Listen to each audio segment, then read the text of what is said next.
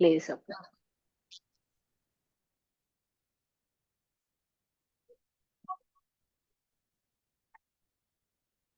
नमो अर्हन्ताणम्, नमो सिद्धाणम्, नमो आयर्याणम्, नमो वज्रायाणम्, नमो लोये सवसाहूणम्, ऐसो पंच नमोक्कारो सर्व पावपनासनो, मङ्गलानं च सव्येसिम्, पठमं हवै मङ्गलम्, पठमं हवै मङ्गलम्।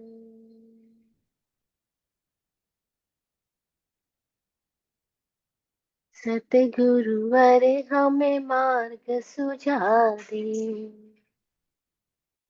सतगुरुवर हमें मार्ग सुझा दे, अपने जैसा गुणी बना दे, अपने जैसा गुणी बना दे।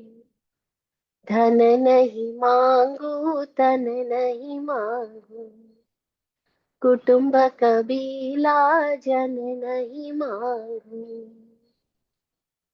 मन की लहरें बड़ी प्रमादी, शांति सुधा कर उन्हें बुझा दे, अपने जैसा गुणी बना दे।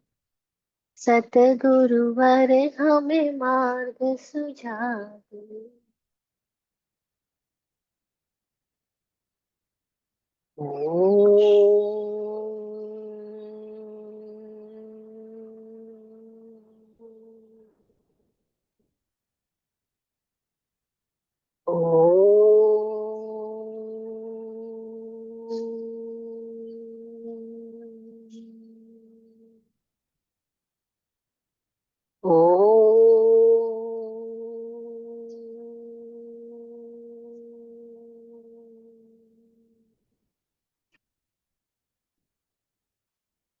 नमो सिद्धेभ्य। चरण तीर्थंकर समण भगवान महावीर स्वामी को भावमय वंदन। चतुर्वेद तीर्थ को प्रणाम। इस सृष्टि में प्रत्यक्ष अप्रत्यक्ष सतत सहयोग करने वाले समस्त षट जीव निकायों का सतत आभार, आभार, आभार।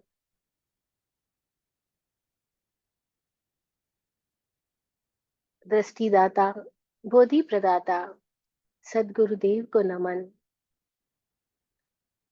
प्रज्ञा पुरुष वाचक उमा स्वाति जी की प्रज्ञा को प्रणाम।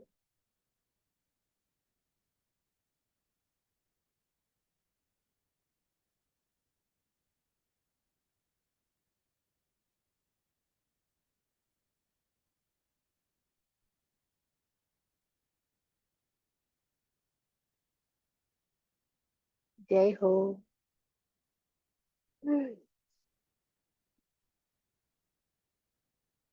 तत्वार्थ अधिगम सूत्र, इस मोक्ष शास्त्र के हम चतुर्थ अध्याय की बात कर रहे हैं, फोर्थ चैप्टर। इस फोर्थ चैप्टर में हम अपने ही भीतर के उन दशाओं की बात कर रहे हैं जहां अगर हमारे भीतर दिव्यता बढ़ती है, भव्यता बढ़ती है, हमारी लेशिया विशुद्ध होने लगती है, तो हम अपने भीतर देव रूप को प्रकट कर लेते हैं। और मनुष्य ही जब देव रूप में हो जाता है, तो हमने सुना होगा समाज में कितने लोगों को कहा जाता है ये देव पुरुष है। देव पुरुष इसलिए कहा उनको क्योंकि वो उदार है, शालीन है, भद्र है, भीतर बाहर से एक सरीखा है, मन में गांठ नहीं रखता है और सबको प्रेम फैलाता है। उसके पास से प्रेम की खुशबू आती है। तो हम उसको बोलते हैं देव पुरुष है, संत पुरुष है। और जिसके पास से जाने पर उसके भीतर की नकारात्मकता, चिड़चिड़ापन, शिकायतों से भरा चित्त, ईर्ष्या, घृणा, ये सब फुटती है। उनके पास हमें भी बार बार जाना अच्छा नहीं लगता होगा, दोबारा बैठना अच्छा नहीं लगेगा। हम बचने की कोशिश करेंगे, कम से कम मिलेंगे, क्योंकि उनके पास से घृणा की दुर्गंध आती है। तो वो जीते जी नरक में है, अपने भीतर नरक का निर्माण कर रहे हैं। इसीलिए जो नरक का निर्माण कर रहे हैं, वही नरक रिलीज होएगा आगे।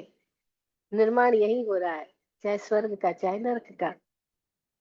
आगे तो फिल्म की रिलीजिंग होने वाली है, रिकॉर्डिंग सब यही है। क्योंकि ये कर्म भूमि है, जहाँ हम रह रहे वो कर्म भूमि है। ये रिकॉर्डिंग प्लेस है। यहाँ से ही रिकॉर्ड होकर के फिल्म आगे रिलीज होगी। अब कोई फिल्म ऊपर रिलीज होगी, कोई फिल्म नीचे रिलीज होगी, कोई फिल्म मध्य में रिलीज होगी। इसीलिए महत्वपूर्ण ये है कड़ी जहाँ हम खड़े हैं। हमारा जीवन विस्तार में बहुत कम है, लेकिन गहराई में बहुत ज्यादा है। विस्तार में स्वर्ग देवलोकों का जीवन, नरक लोकों का जीवन, पशुओं का जीवन, विस्तार में उनकी लंबाइयां ज्यादा हो सकती है, आयुष्य बड़े बड़े हो सकते हैं, उम्र ज्यादा हो सकती है। लेकिन जो चित्त की गहराई में पहुंचने की जो दशा है, वो जो इंसान के पास है, वो देवताओं के पास नहीं, नारकी जीवों के पास नहीं। इसीलिए सबसे ज्यादा संभलने की जरूरत हमको है। और देखो, पूरी प्रकृति में और किसी के शिक्षण प्रशिक्षण की व्यवस्था ही नहीं है। ना देवताओं को स्कूल जाना होता है, ना नारकियों को, ना पशुओं को। किसी को ट्रेनिंग नहीं लेनी है, किसी को टीचिंग नहीं लेनी है, किसी को स्कूल नहीं जाना है, कॉलेज नहीं जाना है, सत्संग में नहीं जाना है, किसी को कहीं नहीं जाना है। आदमी को सब जगह जाना है। बच्चे कहते क्यों जाना है स्कूल? अरे पूरे जीवन भर परीक्षाएं होंगी, तो तैयारी अभी से शुरू कर देना। जगह जगह एग्जाम्स देने होंगे, पढ़ोगे नहीं तो एग्जाम्स कैसे दोगे? तो केवल स्कूल ही स्कूल नहीं है, पूरा जीवन भी स्कूल है। अब परीक्षा ही परीक्षा नहीं है, तो हर दिन परीक्षा है।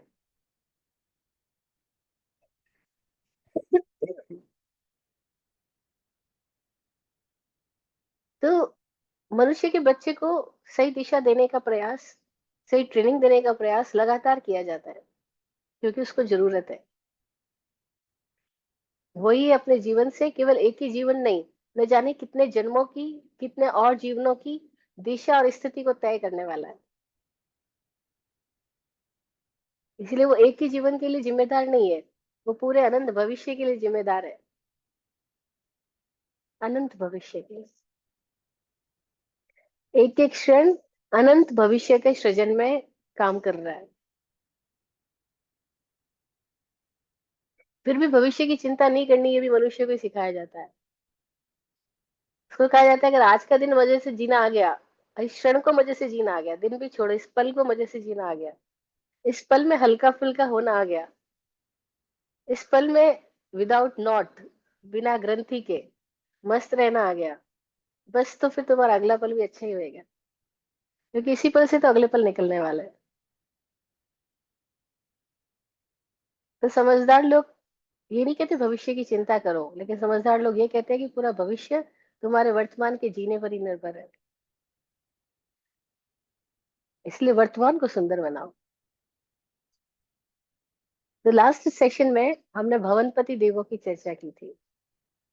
11वां सूत्र किया था चौथे अध्याय का, जिसमें हमने जाना था कि जो देवों की 4 जातियों में पहली जाति है भवनपति, उसके 10 वेद जाने थे हमने। असुर कुमार, नाग कुमार, सुवर्ण कुमार, विद्युत कुमार, अग्नि कुमार, पवन कुमार, स्तनित कुमार, दिशा कुमार,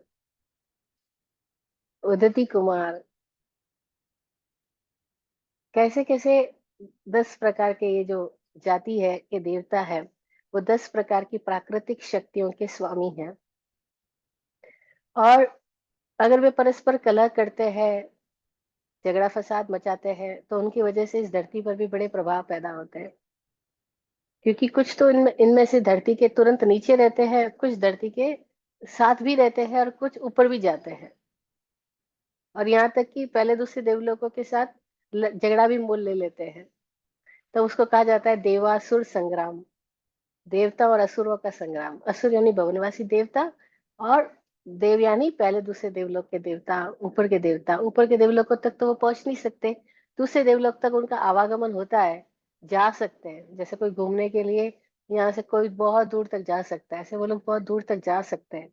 जब जाते हैं तो उनकी स्थिति, उनकी चमक, उनकी दमक, उनकी भौतिक समृद्धि देखते हैं, तो इन देवताओं के भीतर में उसको जड़ हड़पने की ईर्ष्या पैदा होती है। और तब वो उनके साथ कोई बहस करते हैं, वहां कुछ उत्पात मचाते हैं, तो वो लोग उनको देवता दंड देते हैं, फिर ये झगड़ा ले लेते हैं। तो बड़े बड़े भयंकर झगड़े भी करते हैं।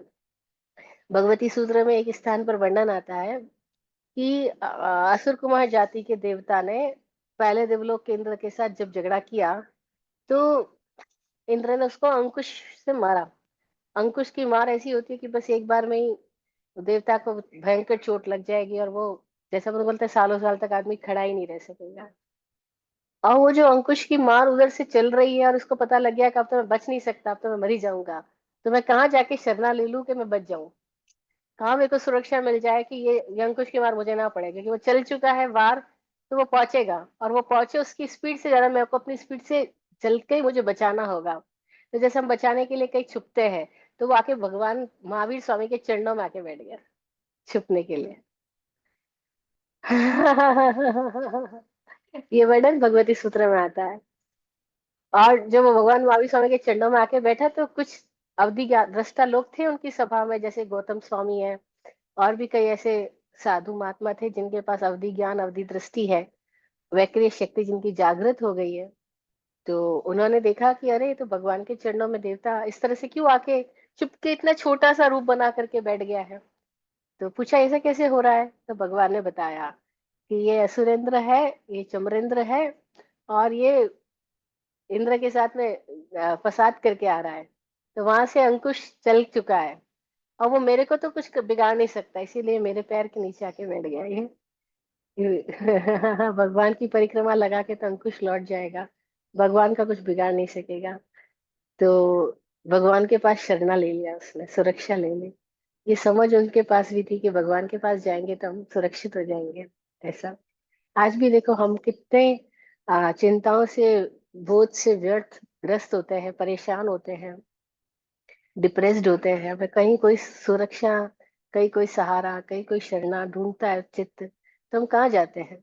कोई लोग मंदिरों में जाते हैं, कोई लोग साधु संतों के पास जाते हैं, और पास जाके उनको, जो असली साधु है उनके तो पास बैठने मात्र से ही सुकून हो जाता है, शांति घटित होने लग जाती है। पास बैठने से ही भय चला जाता है, प्रेम की लहरें उत्पन्न होने लग जाती है। इसीलिए सत्संग का बड़ा महत्व बताया गया।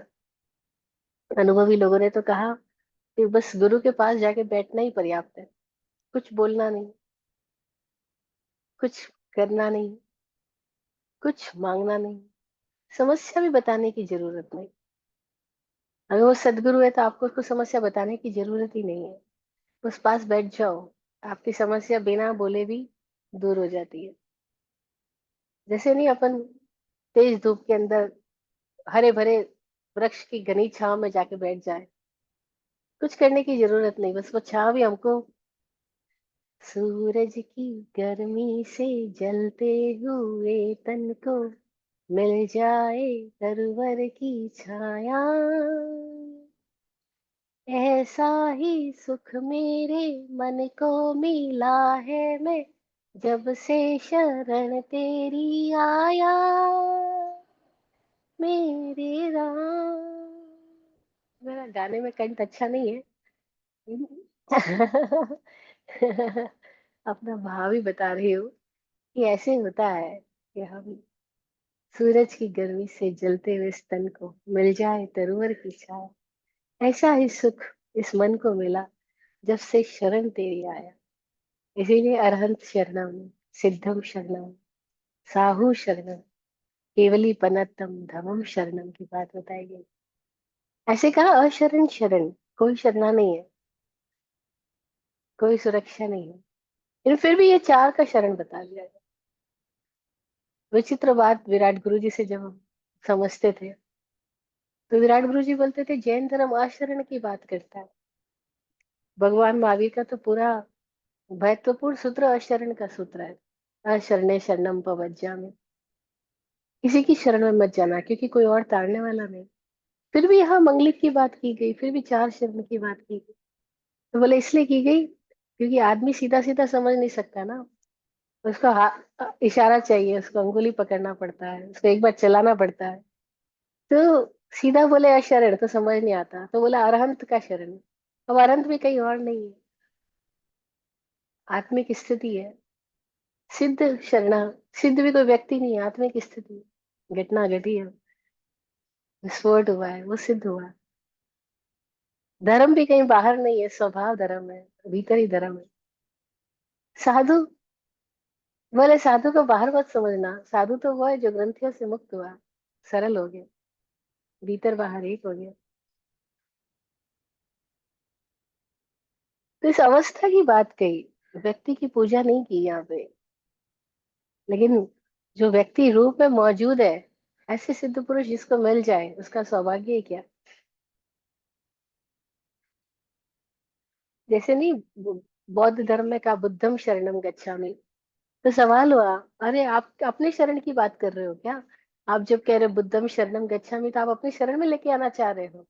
बुद्ध ने कहा ये गौतम है, ये बुद्ध नहीं है, शरीर तो का नाम तो गौतम दिया था। बुद्ध इसके भीतर एक प्रकाशित स्थिति है, और वो सबके भीतर की स्थिति है, सबकी संभावना है। इसीलिए बुद्धम शरणम बोला तो व्यक्ति की शरण बात नहीं कही, अरहंते शरणम बोला तो व्यक्ति की बात नहीं की गई है। और ये स्पष्टता आ जाए तो बड़ा मजा आता है, अदरवाइज लोग व्यक्ति को पकड़ के अटक जाते हैं।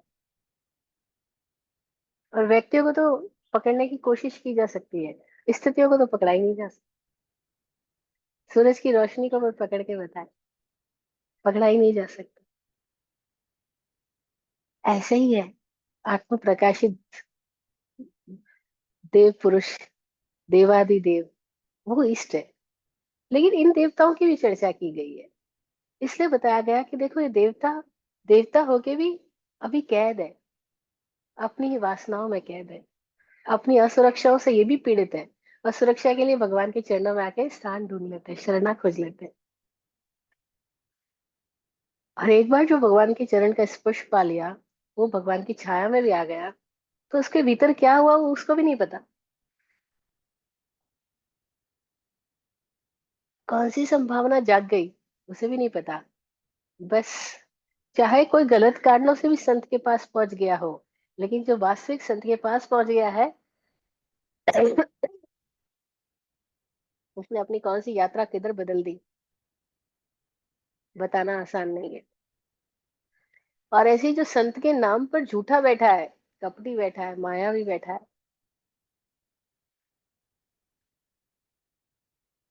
तो उसके पास कोई चला जाता है, वो जाता वाला तो अपनी आस्था से गया, लेकिन वो अपनी कौन सी गलत दिशा में जा सकता है, इसकी संभावनाओं को भी नहीं नकारा जा सकता। इसीलिए अनुभवी लोग क्या बोलते हैं कि आदमी को जितना खतरा अधर्म से नहीं है, उतना खतरा धर्म के नाम पर हो रहे अधर्म से है।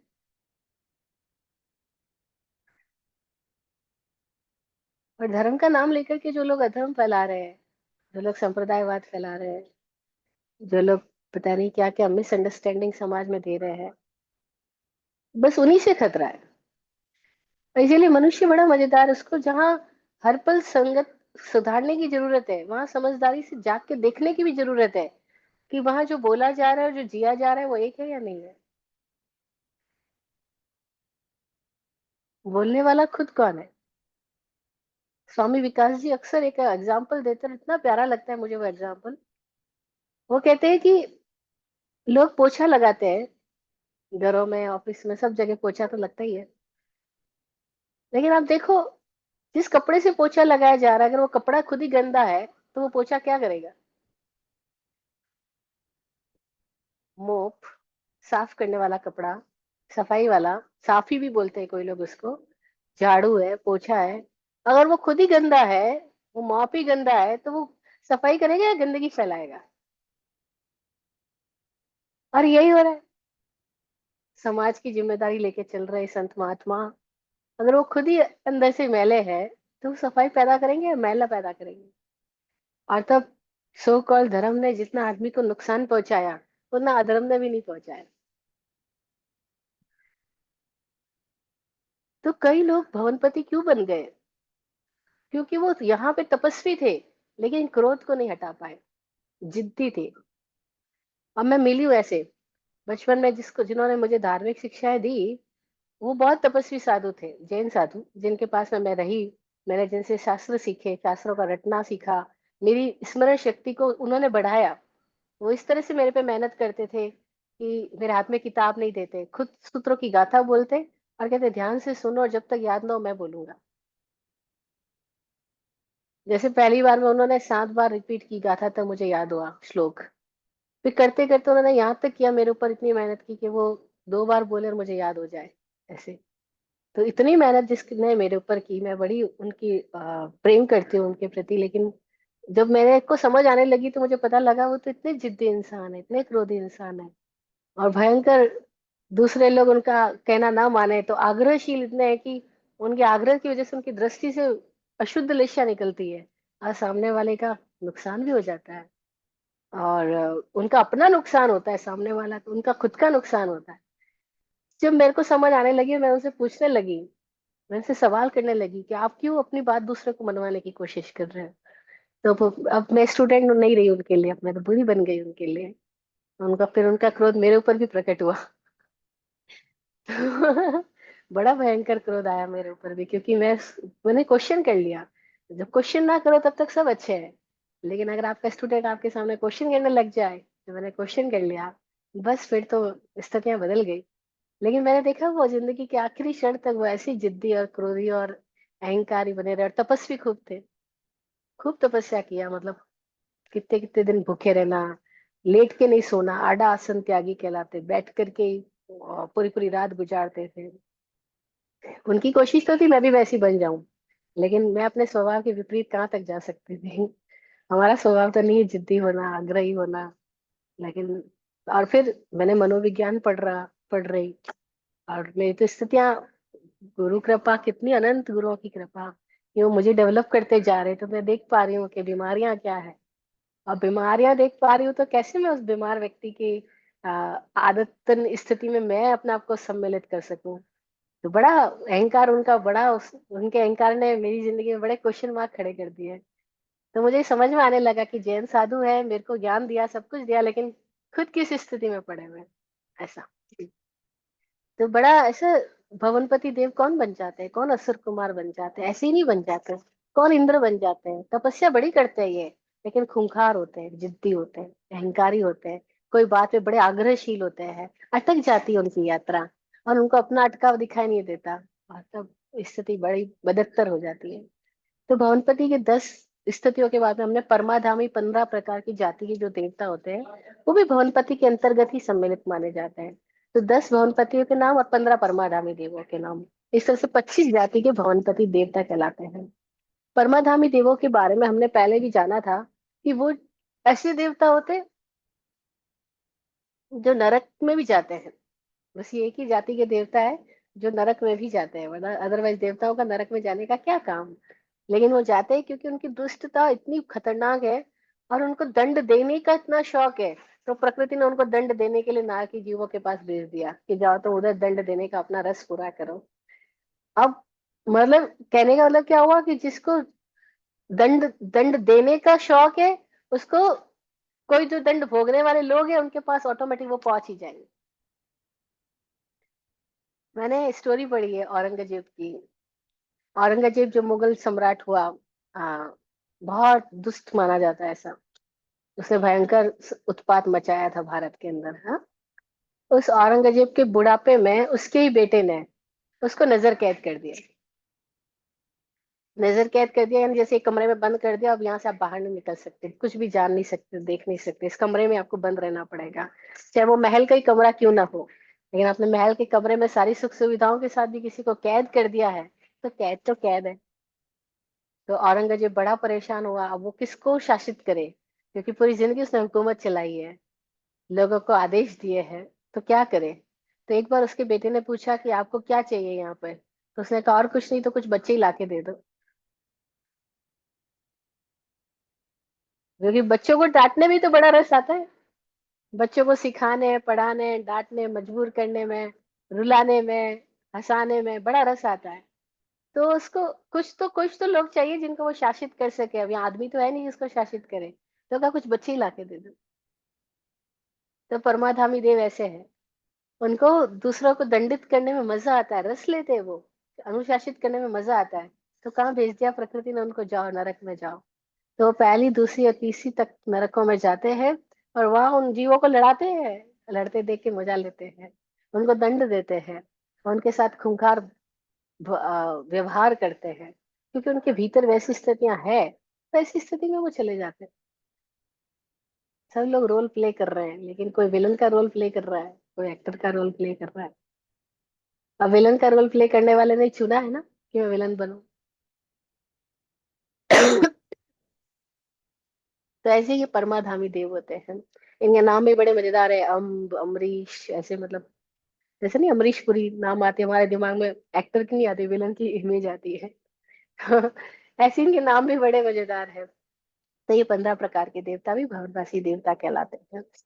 वनवासी देवों के बारे में हमने जाना था कि सब जातियों के अलग अलग चिन्ह हैं, अलग अलग उनकी आकृतियां हैं, अलग अलग वस्त्र, साज सज्जा, आभूषण, सब कुछ डिफरेंट स्थितियों में वो लोग जीते हैं।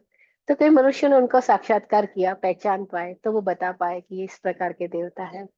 अब हम नेक्स्ट सूत्र पे चलते हैं। वनवासी के बाद सेकंड जाति के देवता कहलाते हैं वाणवेंत्र देवता। हमने जाना था स्टार्टिंग में, देवास चतुर निकाया, देवताओं की 4 जातियां हैं, एक भवनवासी है, एक वाणवेंद्र है, एक ज्योतिषी है, एक वैमानिक है। तो इस अध्याय में हम चारों की बात कर रहे हैं। तो भवनवासी का चैप्टर हमने 11वां सूत्र था, आज 12वां सूत्र है, वो वाणवेंद्र का है। सूत्र है, व्यंतरा किन्नर किम पुरुष महोर गांधर्व यक्ष राक्षस भूत पिशाचा। ये 12वां सूत्र है। ये वंतर जाति के 8 भेद बता रहा है, 8 प्रकार की उनकी प्रकृतियां हैं, स्थितियां हैं, 8 प्रकार की उनकी जातियां हैं। उसमें पहला नाम लिया उन्होंने किन्नर, फिर किम पुरुष, फिर महोरग, चौथा गांधर्व, गंधर्व जाति के देवता, फिर यक्ष, राक्षस, भूत और पिशाच। ये 8 प्रकार के व्यंतर जाति के देवता होते हैं। सबसे पहले व्यंतर शब्द का अर्थ समझते हैं, इनको वाण व्यंतर भी कहते हैं, व्यंतर भी कहते हैं। हमने सुना होगा कई इंसान जब मर जाते हैं तो लोग बोलते हैं अरे ये तो अकाल मृत्यु को प्राप्त हो गया। अकाल मृत्यु क्यों बोलते हैं, अरे पूरी उम्र जिया ही नहीं, अभी तो इसको बहुत कुछ करना बाकी था, बहुत कुछ भोगना बाकी था, इसके भीतर तो इतनी सारी इच्छाएं थी, इतनी दबी पड़ी वासनाएं थी, और ये तो बीच में चला गया। अब बीच में 2 कारणों से जाते हैं, कोई तो कभी एक्सीडेंट हो जाता है, जवान था एक्सीडेंट चला, हाँ, इतनी तेज बाइक चला रहा था, टकराया और वहीं ऑन द स्पॉट। तो ये बड़े ऐसी घटनाएं घटती है हमारे यहाँ पे। फिर कई लोगों को हम बोलते हैं अरे अकाल मृत्यु हो गई, तो इनको जन्म नहीं मिला होगा, इनको अगला शरीर नहीं मिला होगा। अब ऐसा नॉर्मल लोग बोलते हैं कि इनको अगला शरीर नहीं मिला, आत्मा भटक रही है इनकी, इनकी आत्मा भटक रही है। और भटक रही है का मतलब क्या हुआ, कि वो व्यंतर हो गई है। व्यंतर हो गई क्या मतलब, अभी अंतराल में है, कोई प्रॉपर स्थिति उनको नहीं मिली, वो अंतरालों में जी रही है। अंतरालों का मतलब गैप। अब आम जनता इसको बोलती है कि वो भटक रही है, और सूत्रकार उसको बोल रहे हैं कि वाणवंत जाति के देव बन गए। मैं इसलिए बोल रही हूँ क्योंकि आम जनता जिस भाषा को बोल रही है, उसके पीछे वो, उनकी अंडरस्टैंडिंग पूरी नहीं है, उनको क्लैरिटी नहीं है कि वो भटक रही का मतलब क्या है। भटक रही का मतलब ये नहीं है कि वो जन्म नहीं लिया, जन्म तो लिया उसने, लेकिन वो कहाँ जन्म ले, तो व्यंतरों में बन गई है। व्यंतरों का मतलब क्या हुआ? अंतरालों में कहीं भी चली गई, जहां भी गैप मिला। जैसे शमशानों में भूत प्रेत रहते हैं, अपन सुनते हैं बचपन से। शमशान में मत जाना, भी भूत प्रेत रहते हैं वहां पे। और क्या ऐसा है? हाँ, ऐसा है। शमशानों से ज्यादा कब्रिस्तानों में रहते हैं, ऐसा स्वामी जी का अनुभव है। क्योंकि शमशानों में तो जला देते हैं शरीर को। जब शरीर जल जाता है, तो मरा हुआ आदमी जिसके साथ अपने आप को आइडेंटिफाई कर रहा था, जिस शरीर के साथ में, वो शरीर नहीं बचा। तो उसका आइडेंटिफिकेशन धीरे धीरे टूट ही जाता है। लेकिन कब्रिस्तानों में क्या होता है कि वो शरीर दफनाया गया है, जलाया नहीं गया है। तो कई बार ऐसी स्थिति होती है कि कब्रिस्तानों में भूत प्रेत ज्यादा मिलेंगे, क्योंकि उनके शरीर के साथ उनका आइडेंटिफिकेशन की जोड़ पूरी टूटी नहीं, क्योंकि शरीर मौजूद है। और पूरी जिंदगी जिस शरीर के साथ अपने अपने आप को तादाद में बनाया, आइडेंटिफाइड किया है, इतनी जल्दी से आइडेंटिफिकेशन टूट कैसे जाएगा? इसीलिए भारत में ये प्राचीन जमाने से इसकी सुध रखी गई कि जो आदमी मर गया है, उसका अपने पुराने शरीर के साथ जोड़ ना रहे, इसलिए जल्दी से जल्दी शरीर को जला दिया जाए, ताकि उसकी चित्त दशा वहां से हट जाए। अदरवाइज उसकी चित्त दशा वहीं रही तो उसके प्राण वहीं वहीं घूमते रहेंगे, और उसकी आगे की यात्रा अवरुद्ध हो जाएगी।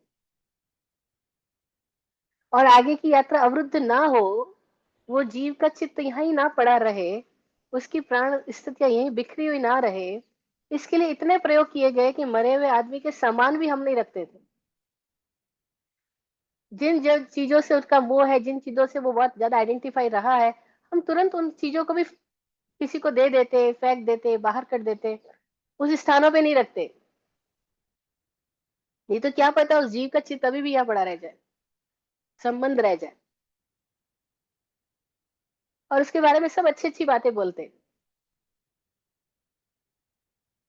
ये पुराने समय से भारतीय संस्कृति के अंदर ये सुध रही, ये समझ रही कि मरे हुए आदमी के बारे में अच्छी अच्छी बातें बोलो, और अच्छी याद के साथ उसको विदा करो। रो धो करके उसके बारे में कष्टपूर्ण बातें बोल करके अपने आप को भी परेशान मत करो, और उसकी चेतना की यात्रा को भी परेशान मत करो।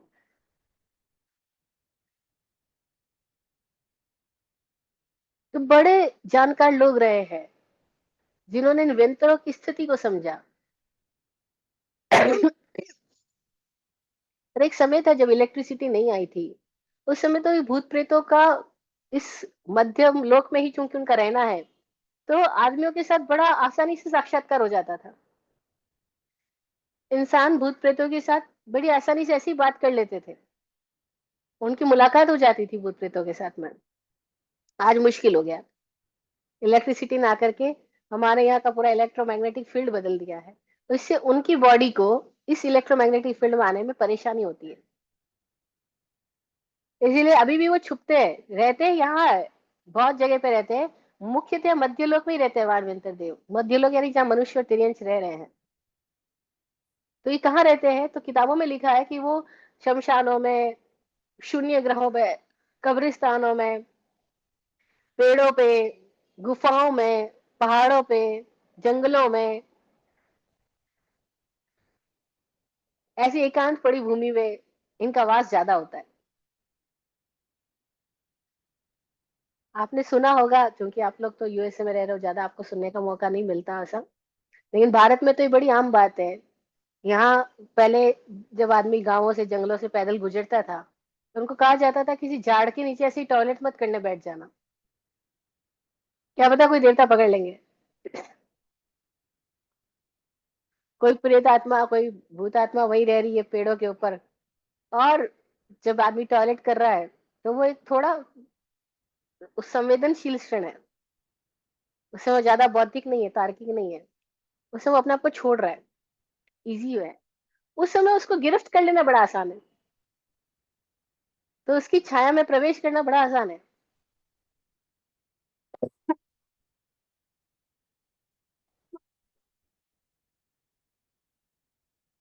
तो पुराने लोग बड़ा समझाते थे। जैसे हम लोग तो जैन साधु आज भी पद पद पद पे पद यात्रा करता है, गांव गांव यात्रा करता है, जंगलों में भी रहना होता है, गांवों में भी जाता है। तो जंगलों में टॉयलेट करने के लिए जाता है, क्योंकि तब तो वो नहीं यूज करता था ये सारे जो आज के बने हुए साधन है। तो बड़ी मुश्किलें थी उनको, जो बड़ा सिखाया गया था कि किसी झाड़ के नीचे बैठना है तो बोलना ऐसे कि धरती के धणी की आज्ञा, शक्रेंद्र महाराज की आज्ञा से मैं यहाँ पर अपना मूत्र विसर्जन कर रही हूँ, या यहाँ पे अपना मल विसर्जन कर रही हूँ, तो मुझे क्षमा करना। बोले ऐसे धरती के धणी शक्रेंद्र महाराज की आज्ञा लेके बैठना, अदरवाइज क्या पता कोई ऐसी शक्ति है वहां पे मौजूद है और वो खफा हो जाए कि भाई मेरे पास आके इतना टॉयलेट क्यों किया। नहीं, जैसे कोई किसी के घर के बाहर कुछ फेंके कचरा तो वो नाराज हो जाते हैं, मेरे घर के बाहर कूड़ा कैसे डाल दिया। तो उनको नाराजगी हो सकती है, और नाराजगी हो गई तो कुछ बुरा भी कर सकते हैं। तो इसे बचने के लिए पुराने लोग ऐसी बात करते थे। ये बातें खराब नहीं थी, गलत नहीं थी, अंधविश्वास नहीं थी। इन बातों के पीछे बिल्कुल उनके पास सीधा सीधा कारण था कि वो लोग रहते हैं वहां पे। यहाँ हम ही नहीं रह रहे, हमारे चारों ओर न जाने और कितनी शक्तियां रह रही है, न जाने कितनी तरह की स्थितियां रह रही है। तो बड़ा जागरूक होकर के इन सब का काम करना होगा, इन सब का उपयोग करना होगा। तो वानवंतर देवों के बारे में हम बात कर रहे हैं। व्यंतर इसलिए बोला, वी अंतर, विविध प्रकार के अंतरालों में जिनका निवास स्थान है, उनको व्यंतर जाति के देवता कहा जाता है। अब इनके 8 भेद बताए। किन्नर, किम पुरुष, गंधर्व, महोरक, ये अलग अलग स्थितियों के प्रकार के देवता हैं। यहाँ जैसे मनुष्य अलग अलग मानसिकताएं वाले हैं, तो भिन्न भिन्न तरह की मानसिकता होते हुए भी जिन मानसिकताओं का एक समूह बन जाता है, तो उन समूह को ही जाति बोलते हैं। अब पर्टिकुलर ग्रुप वाले लोग, जैसे कि हम एक बार एग्जांपल लें कि कई सारे लोग होते हैं जो पानी में डूब के मर जाते हैं, जानबूझ करके वो पानी में डूब करके अपने आप की आत्महत्या करते हैं, मर जाते हैं, है ना। कई लोग होते हैं जो फांसी का फंदा लगा के मरते हैं। कई लोग आत्महत्या करने का एक तरीका ढूंढते हैं, अग्नि में जल के मर जाना। हाँ, जानबूझ के आग लगाते हैं और उसके अंदर अपना आपके शरीर को झोंक देते हैं। तो आत्महत्या करने के कितने सारे अलग अलग तरीके लोग अपनाते हैं। अब ऐसे ही जो लोगों ने पानी में डूबकर मरने की बहुत सारे इस तरह की वृत्ति वाले लोग हुए, तो सब मर के कोई पर्टिकुलर उसी चित्त की दशा में पैदा होते, तो उनको किन्नर जाति के देवता बोला गया। ये किन्नर अक्सर वे जाति के लोग, वे तरह के लोग होते हैं, वो मानसिकता वाले लोग होते हैं जो जल में डूब के आत्महत्या करते हैं। और ऐसे ही अलग अलग तरीके से सुसाइड करने वाले लोगों का ग्रुप्स हो जाता है। जैसे यहाँ पे ग्रुप होते हैं, म्यूजिकल ग्रुप, तो सारे म्यूजिक लवर्स वहां जाते हैं। नहीं, म्यूजिक लवर्स, कल मैं बात सुन रही थी, इधर इंडिया में 2-3 जगह पे कोल्ड प्ले हुआ, अभी मुंबई में हुआ, अहमदाबाद में हुआ। तो उस कोल्ड प्ले में सम्मिलित होने के लिए अब चेन्नई में लोग बैठे, वहां से अहमदाबाद ट्रेवल करके इसलिए जा रहे हैं क्योंकि हमको कोल्ड प्ले देखने जाना है ना। तो बोल रहे एक रात में ₹1,00,000 खर्च हो गया हमारा, फ्लाइट का आना जाना रहना सब कुछ, लेकिन बस हमको जाना था। इतनी रश में भी हम जाकर आए क्योंकि हमको मजा आ रहा था म्यूजिक सुनने के लिए। अब देखो, आदमी अगर लाखों रुपए खर्च करके खाली म्यूजिकल प्रोग्राम अटेंड करने के लिए चेन्नई से अहमदाबाद जा सकता है, बॉम्बे जा सकता है, दुबई जा सकता है, कहीं भी जा सकता है। तो वेर एवर वी गो, हम कहाँ चले जाते हैं जहाँ हमारा मन का इंटरेस्ट होता है। उसके लिए हमने साल भर की कमाई भी एक रात में उड़ा सकते हैं। क्यों? क्योंकि हमको मजा आता है। तो इसी तरह के जो प्रकृति के लोग होते हैं, वो एक पर्टिकुलर जाति हो जाती है, क्योंकि सब म्यूजिक लवर्स एक हो गए। जैसे हम बात करें व्यंतरों में गंधर्व जाति की, तो गंधर्व जाति के देवता वे होते हैं जो बड़े संगीतज्ञ होते हैं, संगीत के जानकार हैं, विद्याधर है, और संगीत प्रिय है, शौकीन है, और ऐसे लोगों का समूह बन गया, तो वो गंधर्व जाति के देवता हो गए। तो वहां भी वही करते हैं, गाना बजाना। जैसे यहाँ पर उनको गाना बजाना पसंद है, अब वो चूंकि गाते बजाते ही चित्त में इतने लीन हो गए, इतने लीन हो गए, इतने लीन हो गए कि उनकी आकृति वैसी हो गई, उनकी स्थिति वैसी हो गई, उनका शरीर वैसे ही हो गया कि वो गाने बजाने वाले मर के भी वही पैदा हो गए। मर के आदमी कुछ डिफरेंट नहीं हो रहा है। जो कुछ यहाँ हो रहा है, जो कुछ यहाँ वो रिकॉर्ड कर रहा है, जो कुछ यहाँ घनीभूत हो रहा है, बस वही आगे फॉरवर्ड हो रहा है। हम कुछ और नहीं हो जाएंगे, हम सोचे नहीं मर के हम बदल जाएंगे। अरे नहीं, हम मर के भी नहीं बदलते। लोग कहते हैं यार मर के तो शांति मिलेगी, अरे यार यही नहीं मिली तो मर के कहाँ मिलेगी। तो ये ये क्लैरिटी आना बहुत जरूरी है। ये मर के हम बदल नहीं जाएंगे, हम वही है। लोग सोचते हैं यार इतना डिप्रेस्ड हूँ, इतना परेशान हूँ, इसे तो मर ही जाऊं, मर के सुखी हो जाऊंगा। अरे सुखी नहीं होंगे। और कहते हैं यार इस पत्नी से तो पिंड छूटेगा मर के, अरे नहीं छूटेगा। क्योंकि तुमको इस पत्नी के साथ झगड़ा करने की इतनी गहरी आदत हो चुकी है, और इस पत्नी को भी इतनी गहरी आदत हो चुकी है। तो ये नहीं तो कोई और स्त्री झगड़ालू तुम्हें मिल जाएगी और तुम झगड़ा करने के लिए कहीं और पैदा हो जाओगे। लेकिन स्टोरी फॉरवर्ड होने वाली है, सेम फिल्म फॉरवर्ड होने वाली है। इसीलिए अगर बदलना है तो यही पे बदल लो। पत्नी को नहीं, अपने आप को। अरे लोग सोचेंगे महाराज जी बोल रहे हैं पत्नी को बदल लो।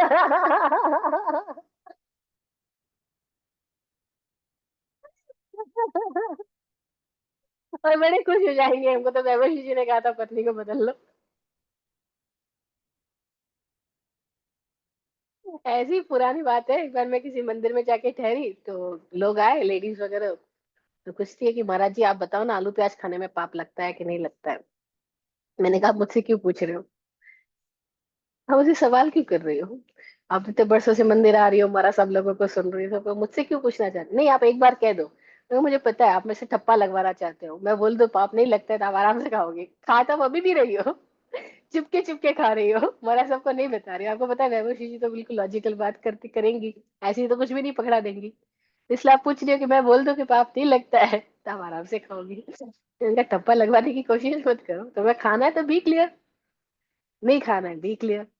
पर ये धर्म की आड़ लेकर के फिर अपने को चुपके चुपके काम क्यों करना, सीधा सीधा बन जाओ। लेकिन हम सीधा नहीं बन पाते, हम जरूर आड़ ले लेते कहीं से भी। और ये बहुत क्लैरिटी लाने की जरूरत है कि हम मर के बदल जाएंगे, ऐसा नहीं है। बदलना है तो अभी इसी क्षण अभी से बदलना होगा। यही जीवन है, खाद पानी यहीं पे जा रही है, इसलिए यहाँ के खाद पानी का बड़ा ध्यान रखना जरूरी है। लोग भी ऐसे ऐसे सवाल करते हैं। एक भाई सवाल कर रहे हैं कि भाई मैंने तो बचपन से नॉनवेज खाया, मुझे टेस्टी लगा, मुझे क्या पता कि इसमें कितनी हिंसा होती है, प्राणी कैसे मरते हैं, ये वो, तो मुझे थोड़ी पाप लगेगा। मैंने इनको ना खरीद ना, पशुओं को खरीद के मैंने काटा ना, उनको मैंने मारा। मैं तो बने बनाए नॉनवेज को खा रहा हूँ, तो फिर मुझे पाप क्यों लगेगा? और जो मुझे पता ही नहीं, मैं तो बचपन से खा रहा हूँ। अरे भाई पाप का संबंध अज्ञान से ही तो है। पाप लगने से नहीं, लगने से नहीं है, खाने से नहीं, खाने से नहीं है, अज्ञान से है। और अज्ञान, हम जिम्मेदार है हमारे अज्ञान के लिए, कोई और थोड़ी जिम्मेदार है। और बचपन से हो या कब से हो, समझ तो हम कभी भी पैदा कर सकते हैं। और गलती कितनी भी पुरानी हो, उससे क्या फर्क पड़ता है? बीमारी कितनी भी पुरानी हो, लेकिन चिकित्सा तो हम अभी भी कर सकते हैं, इसी क्षण से कर सकते हैं। लेकिन आदमी तो कुतर्क करना चाहता है कि भाई मेरी क्या जिम्मेदारी। अरे नहीं, मेरी ही जिम्मेदारी है। तो व्यंतर मेरी क्या जिम्मेदारी, भूत बन गया, अरे भाई मेरी जिम्मेदारी में भूत क्यों बन गया? तो विराट गुरु जी बताते हैं किन्नर जाति के वे झुंड के देवता होते हैं जो मुख्यतः यहाँ पर पानी में डूबकर मर जाते हैं, आत्महत्या करते हैं। और ऐसे समूह के लोग किन्नर जाति में पैदा हो जाते हैं। अब ये संगीत प्रिय तो होते हैं, झुंड में भी रहते हैं, लेकिन आत्महत्या वाली मानसिकता वाले लोग वहां अक्सर पाए जाते हैं। ऐसे ही गंधर्व जाति के लोग हैं, संगीत प्रिय है, शौकीन है, विद्याधर है, संगीत के गाने बजाने वाले हैं, लेकिन उनकी मानसिकता वहीं पे सीमित रह गई है।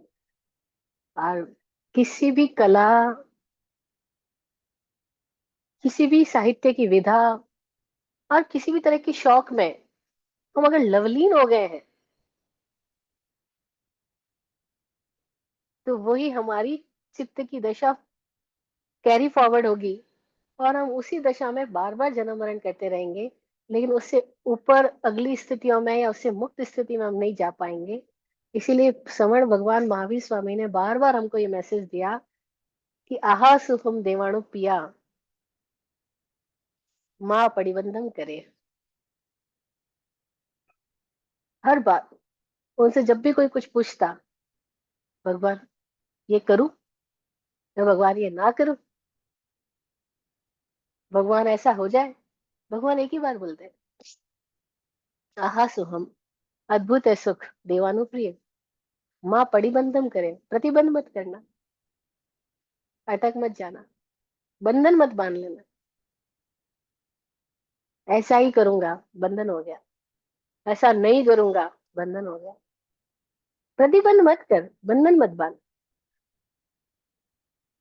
मैं म्यूजिक के बिना नहीं रह सकता, बंधन मत बांध। क्या पता फिर म्यूजिकल पोजीशन में बार बार जन्म मरण करना पड़े। खाली म्यूजिक की बात नहीं है, तरह तरह की बातें हैं। अब किन्नर किम पुरुष खूंखार है, लेकिन नपुंसक टाइप है। अंदर में वासनाएं भरी है, लेकिन कुछ कर नहीं सकते। तो उनकी वो बेचैनी बड़ी विचित्र होती है। इंसानी जीवन में ही वो बेचैनी ले जाकर के उनको किम पुरुष बना देती है।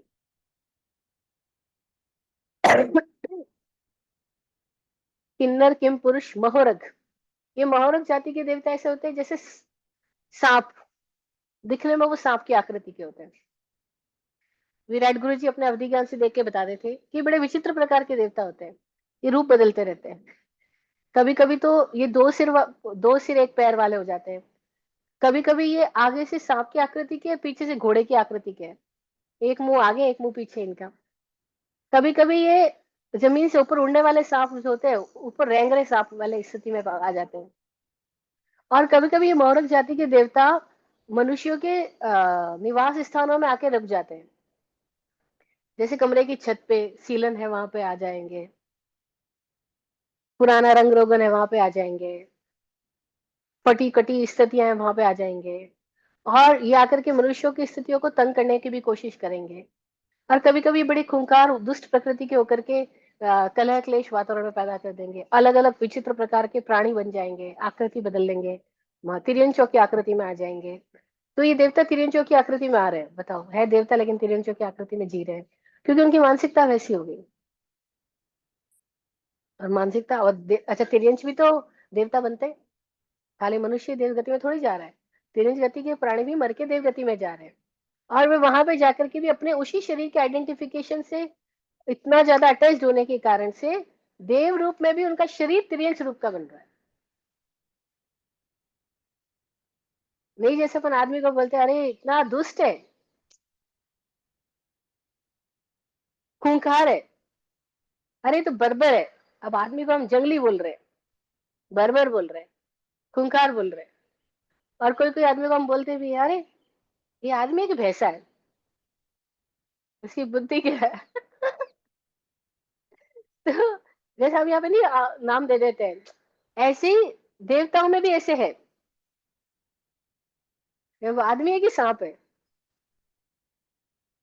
ये देवता है कि जानवर है।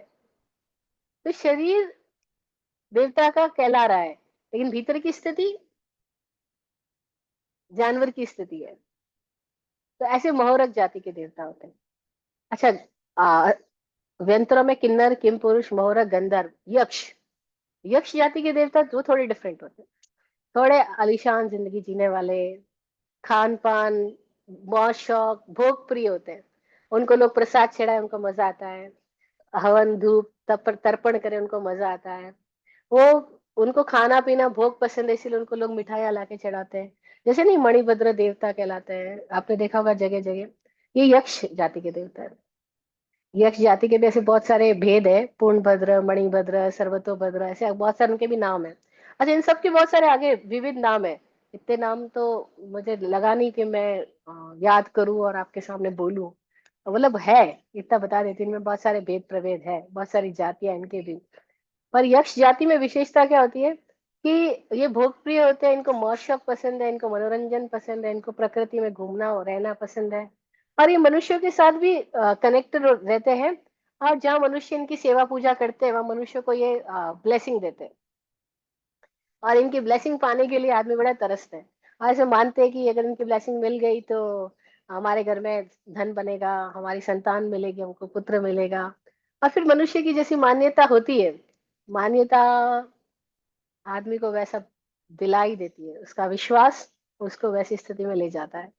तो उसका भरोसा उसको दिला भी देता है। तो वो कहता है इस यक्ष की बड़ी, मतलब देवताओं की मेरे पे बड़ी मेहरबानी हो गई। तो कई लोगों ने इस तरह से यक्षों की पूजा की, यक्षों ने मनुष्य के साथ उनका प्रेम पाया, मनुष्यों के प्रति उनकी ब्लेसिंग भी थी। तो ये भी एक व्यवहार चलता है। इसीलिए लोग देखो जगह जगह पर जहाँ भी मंदिर बनाते हैं, बाहर भूमिया जी को बिठाएंगे, भैरव जी को बिठाएंगे, खेतला जी को बिठाएंगे। अब ये सब क्या है? ये वेंतर जाति के देवता है। खेतला जी, भूमिया जी, यक्ष को बिठाया, मणिभद्र यक्ष को बिठाया, और भी कई तरह के यक्ष की पूजा होती है।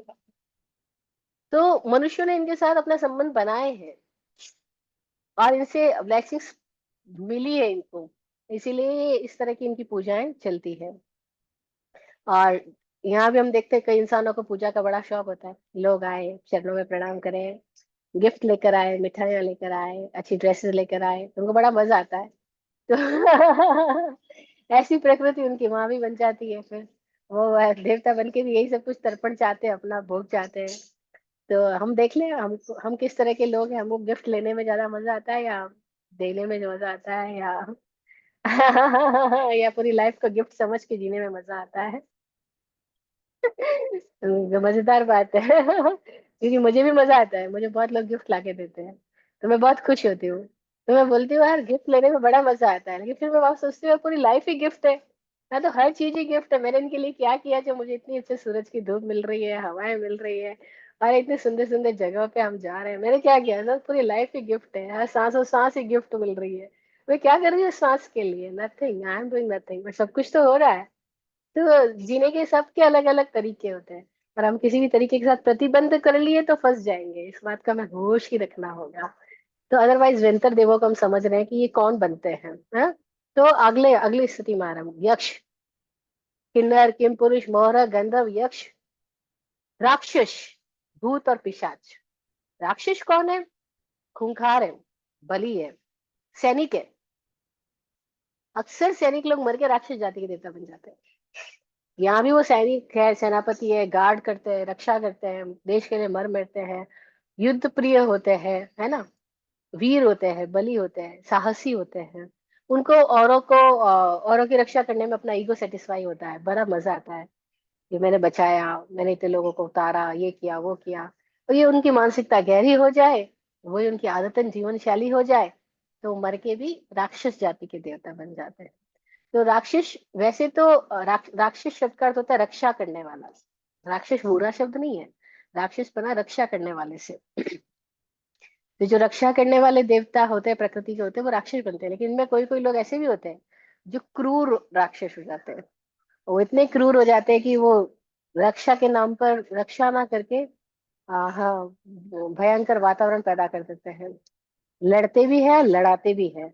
ऐसे क्रूर जाति के भी देवता इनमें हो जाते हैं, जिनको मजा आता है लड़ने में, लड़ाने में। मतलब क्षत्रिय प्रकृति के वो राक्षस हो जाते हैं। अगले भूत प्रकृति के। ये भूत कौन बनते हैं? हाँ हाँ हाँ, विराट गुरु जी इतना मजेदार बात बताते थे। कहते थे कई तपस्वी साधु मर के भी भूत बन जाते हैं। अतृप्त वासना वाले भूत बनते हैं। किसी भूत की घटना में, किसी यादगारी में जिनका चित अटक गया। चित अटक गया कैसे? जैसे एक लड़की से मुझे प्यार हो गया, और वो लड़की की मेरे साथ शादी नहीं हुई, कहीं और चली गई लड़की, या वो लड़की मर गई असमय में, और मैं उसकी यादों में खोया रहता हूँ, खोया रहता हूँ, खोया रहता हूँ, और मेरा चित्त वहीं अटक गया, उसी आकृति के साथ बंध गया। नहीं, लोग एक फोटो देखते रहते हैं अपने प्रिय की, और फिर वो आकृति उनके बाहर ही नहीं, उनके जहन में बन जाती है। फिर वो किसी और की नहीं, उनके अपने शरीर की स्थिति बन जाती है। जैसा ध्यावे वैसा पावे, ये सूत्र है, फार्मूला है।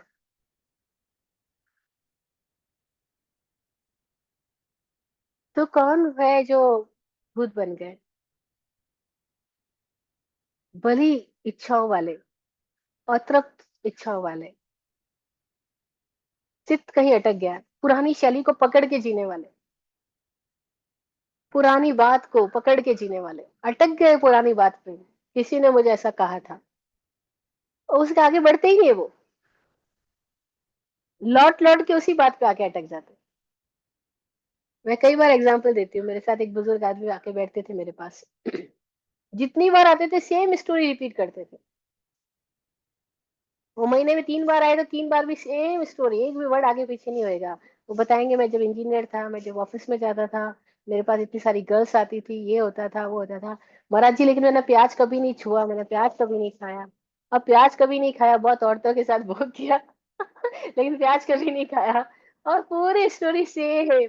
हाँ मैं उनको 4 बार सुना, 5 बार सुना, फिर मैंने उनको कहा भाई साहब बस क्या क्या बोलोगे, प्याज नहीं खाया ना।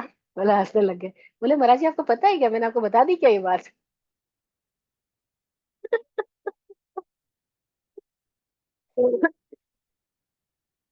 मुझे नहीं पता वो जीवित है या नहीं, अभी भी बुजुर्ग तो थे जब मुझे मिलते थे तब भी।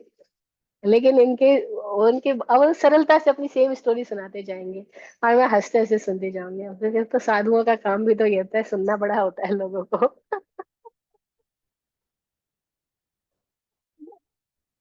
खैर ये तो बड़े वो, और हमको क्या करना, हमको तो जो आया उसको अटेंड तो करना ही होता था। ठीक है भाई, सुनाओ तुम अपनी दुख सुनाओ, सुख सुनाओ, कथा सुनाओ, व्यथा सुनाओ। तुम्हारी सब सुना करके भी हमको उससे कुछ लेना नहीं है, हमको तो उसमें से अनुभव का सार लेना है, बाकी को सब फेंक देना है ना। बोलते ना, सार सार को गही ले थोता दे उड़ाए। सार सार को ले लेना, थोते को उड़ा देना। साधु ऐसा चाहिए जैसा सूप सुभाए। कबीरदास जी बड़ी प्यारी बातें बोल के गए, इतना मजा आता है कबीर की वाणी सुन के, पढ़ के। कबीरदास जी बोलते हैं साधु ऐसा चाहिए जैसा सूप सुभाए, सुपड़ा होता है। पुराने जमाने में होता था, अभी तो नहीं होता इतना, गाँवों में कहीं मिलेगा। गेहूं वगैरह जो छानने के लिए उसमें डाल देते हैं अनाज को, धान को। तो उसको घुमाते हैं। तो घुमाने से क्या होता है कि जो जो कचरा होता है वो उड़ जाता है, जो जो सार होता है उसके अंदर रह जाता है। तो बोलते हैं, सार सार को गही ले, तोता दे उड़ाए, तोते को उड़ा दे, ऐसा। तो भूत वो बन जाते हैं, क्योंकि वो किसी एक भूत की स्थिति के साथ अटक के रहेंगे। नहीं अभी मैंने इंसल्ट कर दी, अब इंसल्ट कर दी तो कर दी, खत्म हो गई बात, आगे तो बढ़ो। नहीं मैं भूल नहीं सकता, जिंदगी भर नहीं भूल सकता, मर जाऊंगा तो भी इस आदमी को तो माफ नहीं करूंगा, और सबको माफ कर दूंगा, इस आदमी को माफ नहीं करने वाला हूं मैं।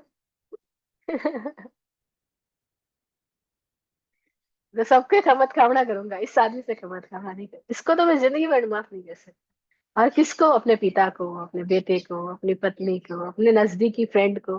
क्योंकि जो कभी दोस्त रहा है वही दुश्मन होएगा, और तो कौन दुश्मन होएगा।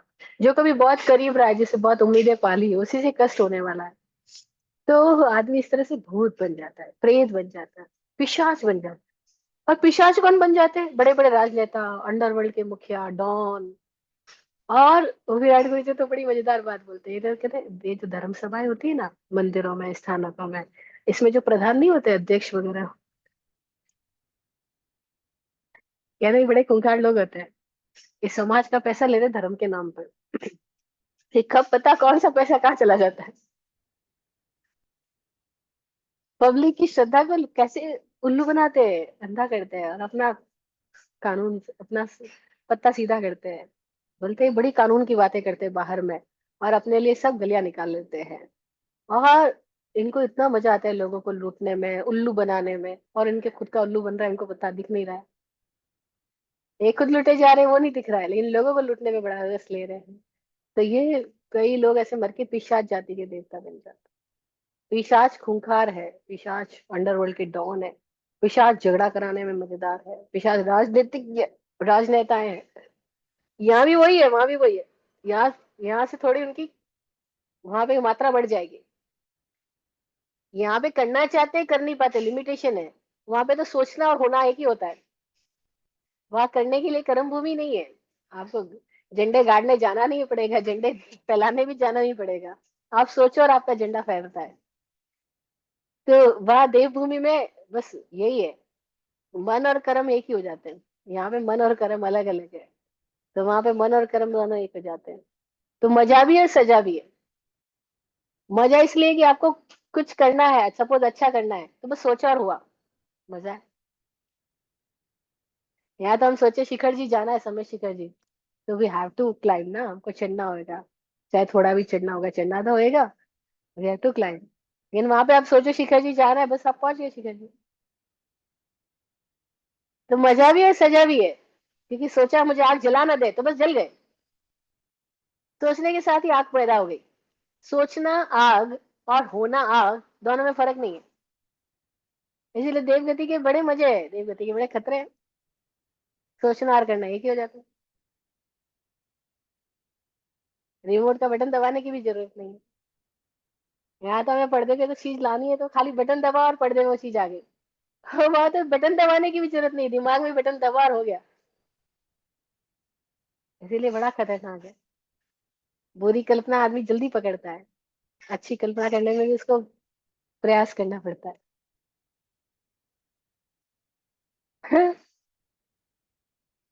एक छोटा सा लड़का कल मिलने के लिए आया, 15-16 साल का होगा अभी तो।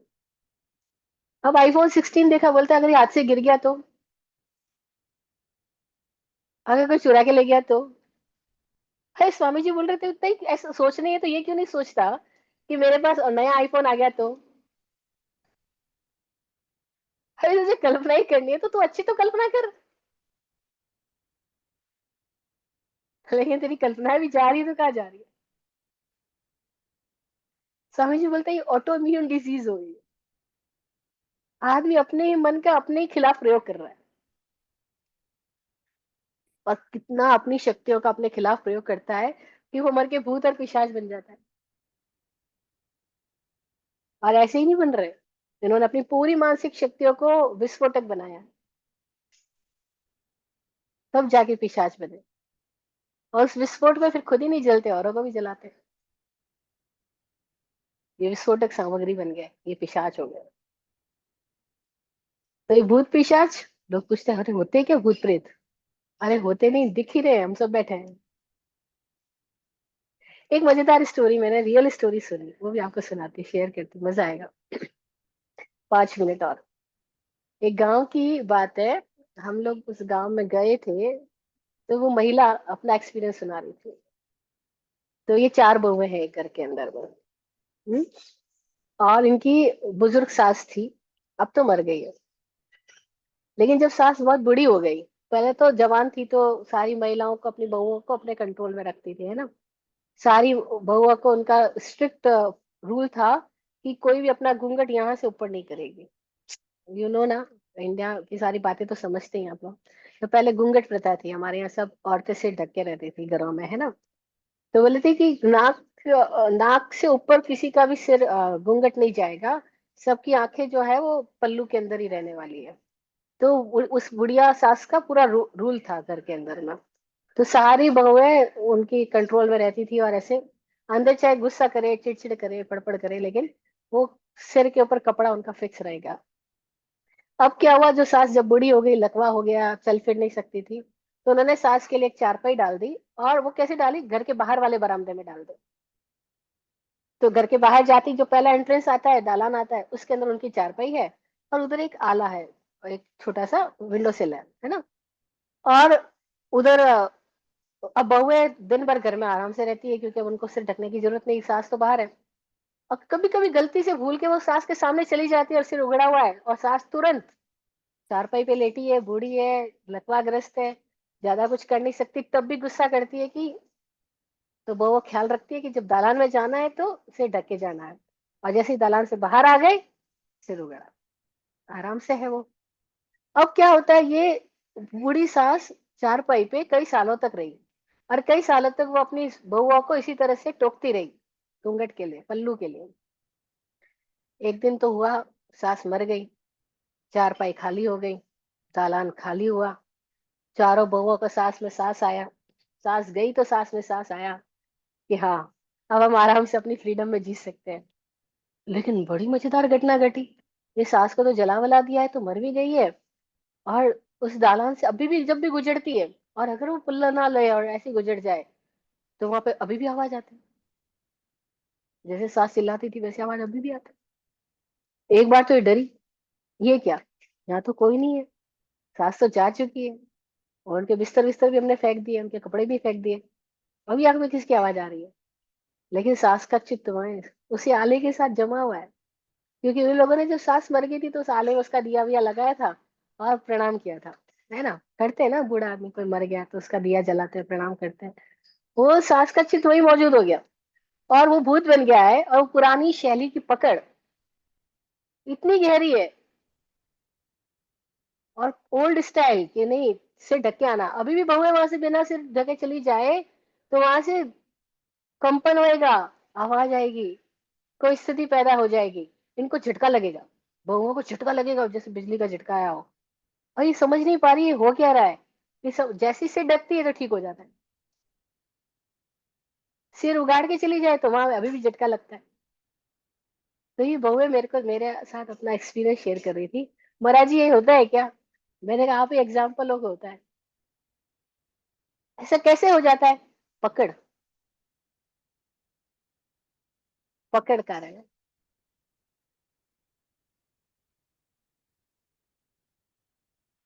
विराट गुरु जी बोलते थे सबसे बड़ा पाप एक ही है, वो पकड़। परिग्रह, परिग्रह का मतलब पकड़, ये परिग्रह है। और जो भगवान महावीर की क्रांति का सूत्र था, जो उन्होंने क्रांतिकारी घोषणा करी है, जो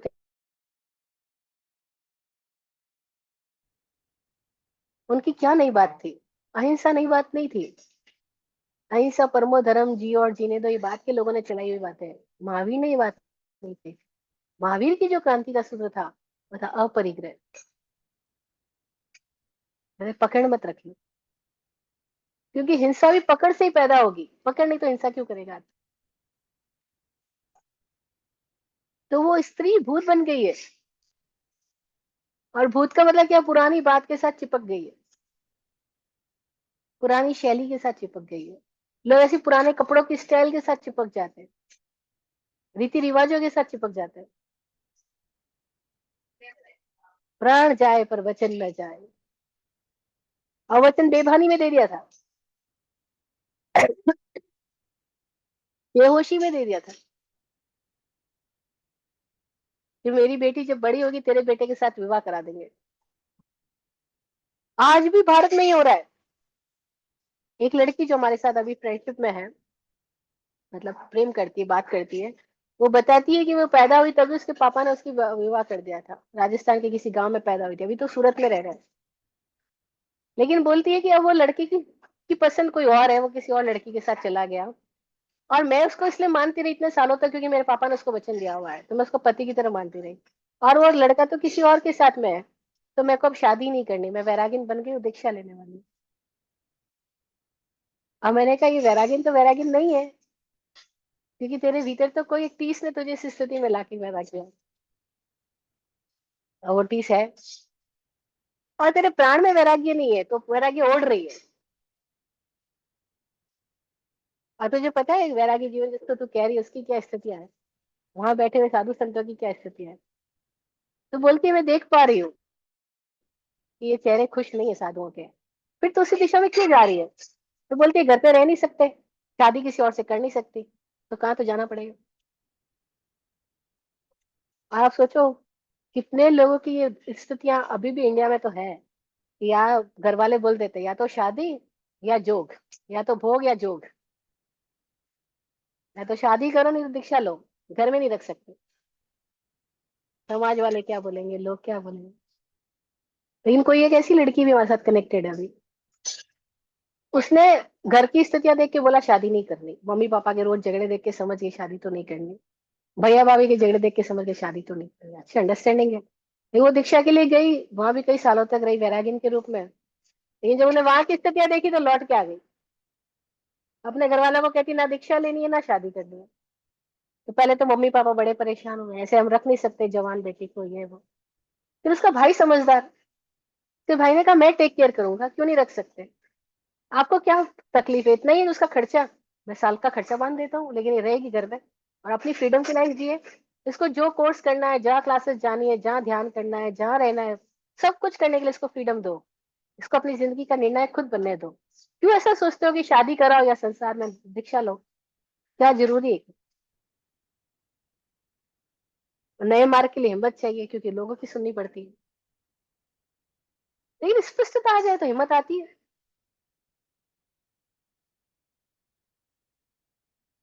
courage is the shadow of the clarity. उनको स्पष्टता आ गई, जिंदगी मजेदार हो रही है अब इस लड़की की। आती है हमारे साथ, महीनों महीनों रहती है फिर चली जाती है, 10-15 दिन रहती है फिर चली जाती है। हम भी उसके यहाँ जाते हैं। लेकिन कितना मजेदार हो गया, क्लैरिटी आ गई, बस एक दूसरे का कोई भय नहीं रहा, किसी का भय नहीं रहा। और नहीं तो क्या होता, भूत प्रेत पिशाच, ये व्यंतर कौन हो रहे हैं जिनके अंदर क्लैरिटी नहीं है और करेज भी नहीं है। करेज है लेकिन क्लैरिटी नहीं है, ये व्यंतर बन रहे हैं। दबी दबी जिंदगी जी रहे हैं, तो दबी दबी स्थितियों में फिर से पैदा होंगे। नहीं, हमें व्यंतर नहीं होना, वी शुड बी क्लियर। इधर उधर अटक के रह जाएंगे। तो पकड़ पकड़ पाप है, परिग्रह पाप है।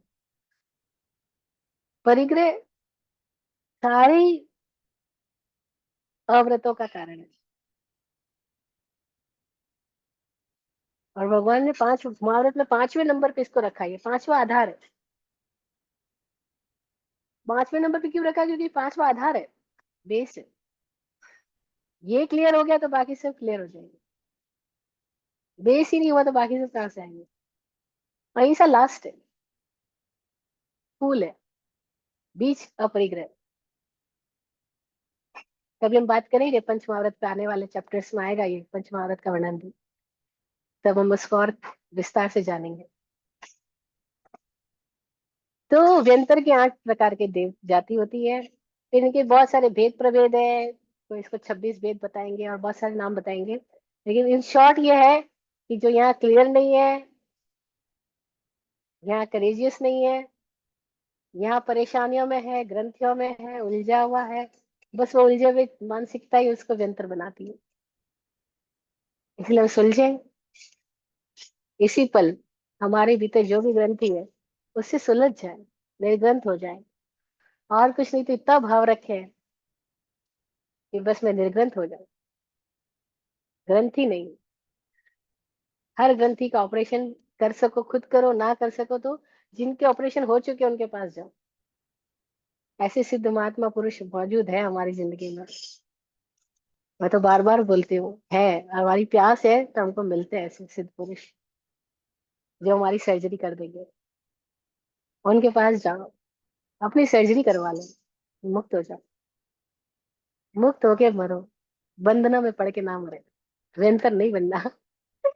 ये स्थितियां इसलिए जान रहे हैं कि इस रास्ते पे हमें नहीं जाना है।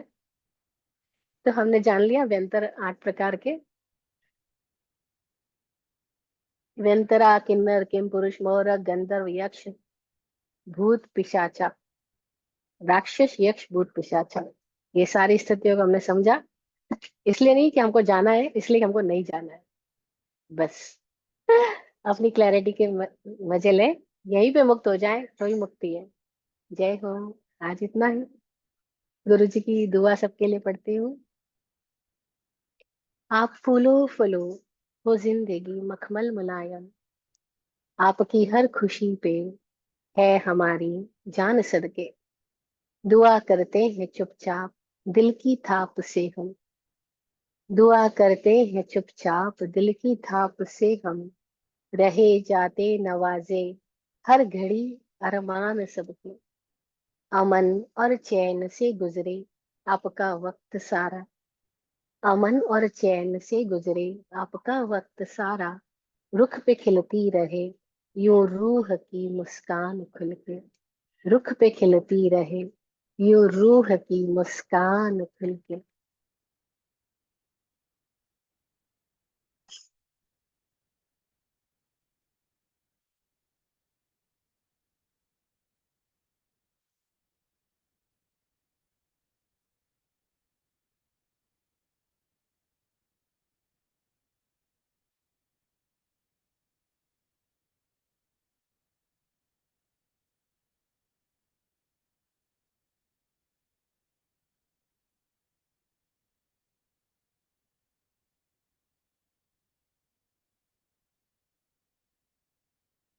जय हो, सबका कल्याण हो।